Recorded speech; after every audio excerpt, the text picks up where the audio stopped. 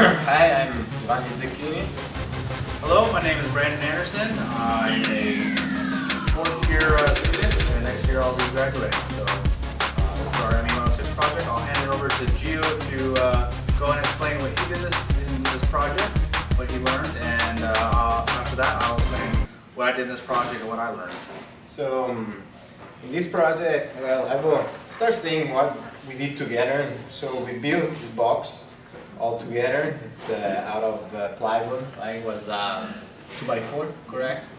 And so we actually measured exactly where the center was for the Lazy Susan. So what I did, first of all set up the two XP radios to communicate together. That was a process that took about 3-4 days of 4 or 5 hours each day.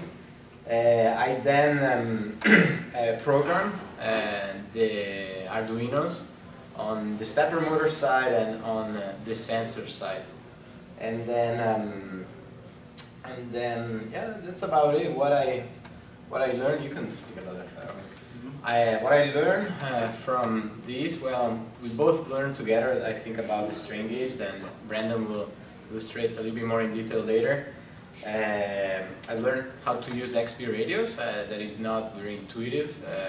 Not that many examples out there about XP radios communication. We also learned that XP radios needs to communicate at a certain speed that cannot be the same speed of the microcontroller clock. So you cannot put delays to be able to communicate make the two radios communicate. Another thing that we learned a little bit about it's about stepper motor, that they have a decent amount of friction when they're connected to the driver. So there's, as you can tell, it's a little bit hard to unwheel the oxygen tube from the spool. And then, yeah, we got this power supply. Sorry, Branden. Something else that we learned, it's how to get a power supply from a desktop and use it for mechatronics project. There's like a lot of 12 volts, 5 volts, and 3.3 volts power supply to use. We use a nice 25 watts resistor. A lot of people were asking about that resistor because it's a pretty gigantic resistor. And I will let Branden speak about the project and tell you what he did. So yes, when we designed the project, originally we split it. I was going to take over the sensor side on the hose. Gio was going to take care of the motor. We did have a third group member, and they were going to help do the motor design. So what ended up happening, the frame and motor design here was split between me and Gio when the third group member left. So we spent a day building this box.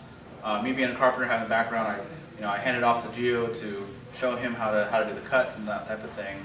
I did a lot of the marking. And how we wanted to build the box. One of the things that we did is decide to put the motor through and then put a plate right here. I don't know if you can see it in the camera, but it was right here, and there's a plate, metal plate. The center part, the first thing we tried was doing a strain gauge, and You want to get the camera and come closer? No, it's not going to be able to pick it up. So you can't really see it. You might see a little bit of brown in the camera. This little brown thing is this actual strain gauge. Originally the idea was that as the motor reels in, this would pull and the strain gauge would read that stress and stop. But what happened is a bending stress could also set off the strain gauge. And because of the finicky nature of the strain gauge, we were unable to use it. So we ended up, excuse me guys, we're going to film in real quick. Give me like 2 minutes. So back to it, the strain gauge here didn't work out for us.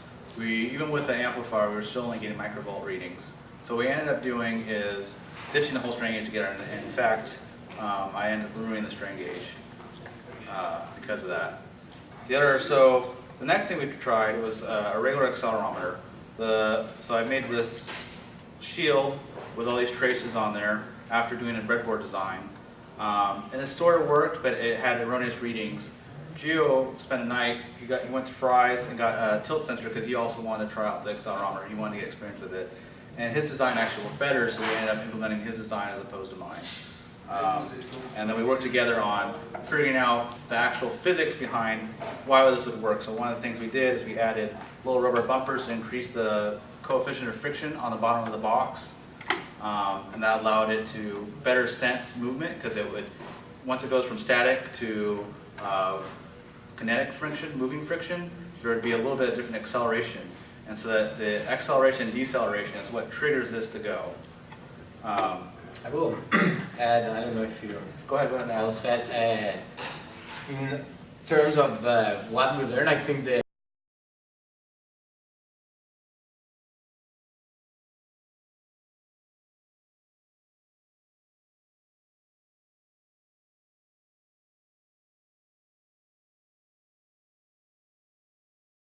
So as Gio was just saying before our camera really interrupted us and had to switch cameras, he was telling us something he learned about this box. So I was saying that in general what we learned from this project is that you think that things will work and you always have kind of like a positive approach to it, but every time we had to put together something, we always encounter some problem, and the problem always took time to get it back. So I think a good thing to do is allow a good amount of time to be able to implement the plan that you have in your head, because then when you put together your ideas, you will run into problems and then you have to fix those, and it actually takes probably longer to fix problems than to implement the ideas, the original ideas that you have. Refining the ideas is a little more difficult. Yeah, it's one of the things I found was, strain gauge didn't work. We had to implement a different idea, that type of thing. What else was there? I mean, originally we designed the original drawings of the box. We actually kind of varied from it. Working as a team, Gio said, which probably actually was a good idea, was putting the motor on the side. My idea was to put everything on one side. Originally we were going to use the bearing here is actually a Lazy Susan, because we wanted if you're seeing a Lazy Susan table that spins, the bearing, that's what this is. This slide bearing is doing. Actually, it's like collar bearing. Another thing that Gio didn't think of, and I was trying to get, what we found really, learned is how, I'm always trying to learn how to better communicate ideas or problems I'm going to have. I foresaw that one of the problems with putting this bearing on was, how do you put screws that are going both different sides when they fit inside here? Because there was a little space in between the Lazy Susan and the spool, so we kind of figure out to put both on kind of like this side, so they were not contacting, and thanks to Branden we figured out that. Another thing that we learned is that every time you try to attach some sort of coupling to a shaft, you always have to make sure that you have a screw kind of fixing the coupling to the shaft, because at the beginning we tried to do it without it, and after a certain amount of time it was slipping. Well, yeah, your original idea was to do a friction fit with a 3D printed adapter here. And it didn't work. I think I was actually the one that ended up breaking it, but I kept quiet on it. It went click, and I went, oh, okay, well, that's broken.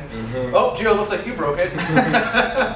But so what we ended up doing is I spent a couple hours, well, actually a couple hours, about an hour, got a drill and tap set. I can bring it up here. I know you can't see it in the camera, but maybe I can bring it later. There's a set screw. So drilled it, tapped it, put her on the shaft. It's a flat spot. So you take the shaft, and then the screw touches that flat spot, and that transmits the power to the wheel. So I think that's it. That's it. Thank you for watching. And See you at home, folks. Thanks, man. No problem.